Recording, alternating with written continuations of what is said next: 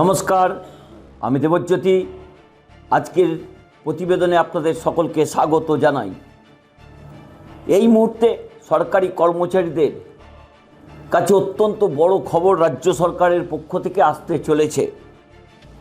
সপ্তম পে কমিশনে কত হতে পারে ফিটমেন্ট ফ্যাক্টর বা বেতন, রাজ্য সরকারি কর্মচারীদের জন্য অতি দ্রুত কি সুখবর আনছে রাজ্য সরকার? সেই প্রশ্নই তোলপাড় হচ্ছে সরকারি কর্মচারীদের মধ্যে। সম্প্রতি রাজ্য সরকার বাজেট পেশ করেছেন। রাজ্য বাজেটে 4% দিয়ে বৃদ্ধি হয়েছে এবং সেখানেই প্রশ্ন উঠছে সপ্তম পে কমিশন নিয়ে রাজ্য সরকারের ভূমিকা কী। সম্প্রতি অন্তর্বর্তী রাজ্য বাজেটে সরকারি কর্মচারীদের জন্য সপ্তম পে কমিশনের ঘোষণা করেছে রাজ্য সরকার। সরকারের এই ঘোষণার পরে উপকৃত হতে চলেছে এ রাজ্যের সরকারি কর্মচারীরা। যে লক্ষ লক্ষ সরকারি কর্মচারীরা রয়েছেন তারা এবার সপ্তম পে কমিশনের সুবিধা পাবেন। এখন তাদের প্রশ্ন উঠছে বেতন কাঠামো তাহলে কি হবে, তা নিয়ে কিন্তু তাদের মধ্যে একটা চর্চা চলছে। সপ্তম পে কমিশনের কি আপডেট রয়েছে তা নিয়ে আজকে আপনাদের সামনে বেশ কিছু তথ্য তুলে ধরব।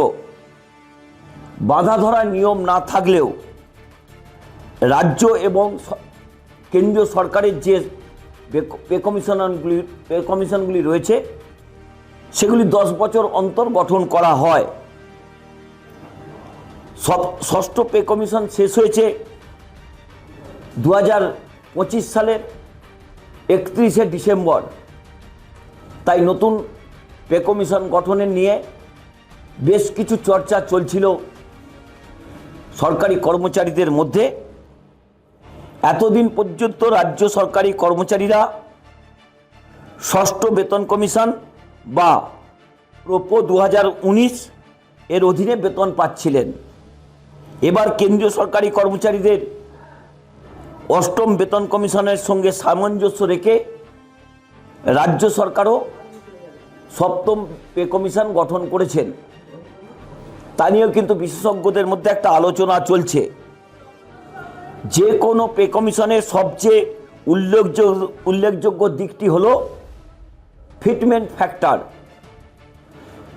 মনে করা হচ্ছে নতুন বেতন কমিশনের কেন্দ্রীয় সরকারের সঙ্গে সামঞ্জস্য রেখে ফিটমেন্ট ফ্যাক্টর নির্ধারিত করা হবে। বিশেষজ্ঞদের ধারণা কেন্দ্রীয় হারে বেতন কাঠামোর কথা মাথায় রেখে 2.91 থেকে 3.15 পর্যন্ত ফিটমেন্ট ফ্যাক্টর বিবেচনা করা হতে পারে রাজ্য সরকারি কর্মচারীদের জন্য, যা রাজ্য সরকারি কর্মচারীরা যথেষ্ট সুবিধা পাবে। তবে মনে রাখা ভালো, ফিটমেন্ট ফ্যাক্টর নিয়ে সরকারি তরফে কোনো আপডেট এখনো পর্যন্ত নেই। কিন্তু যদি এই হারে বেতন সংশোধন করা হয় তবে সরকারি কর্মচারীরা যথেষ্ট খুশি হবেন, তাদের পকেট ফুলে ফেঁপে উঠবে। মনে করা হচ্ছে নতুন ফিটমেন্ট ফ্যাক্টর অতি দ্রুতই রাজ্য সরকার ঘোষণা করবে।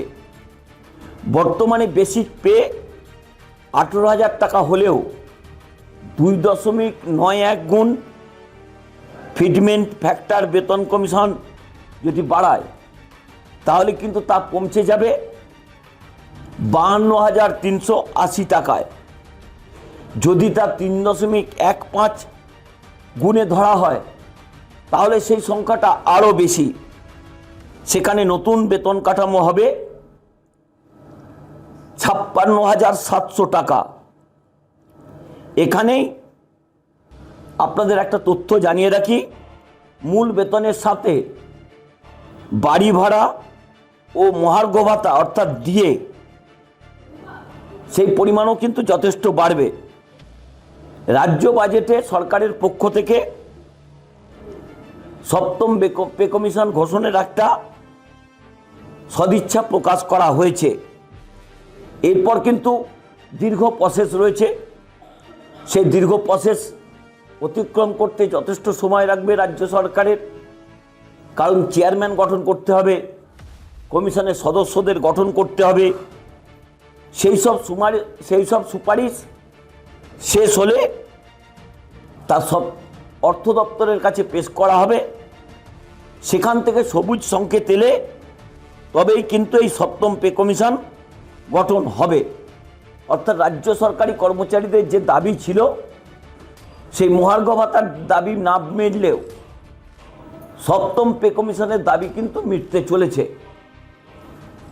এখন রাজ্য সরকারকে ঠিক করতে হবে যে সুপ্রিম কোর্টের যে নির্দেশ এসেছে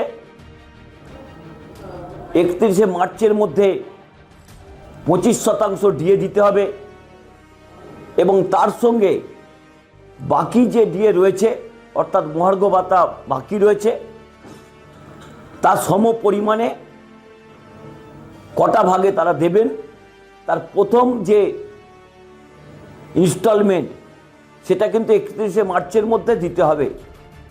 তাই সরকারি কর্মচারীরা সপ্তম পে কমিশনের যে ঘোষণা রাজ্য সরকারের পক্ষ থেকে জারি করা হচ্ছে তাতে কিন্তু যথেষ্ট তারা আনন্দিত হবেন।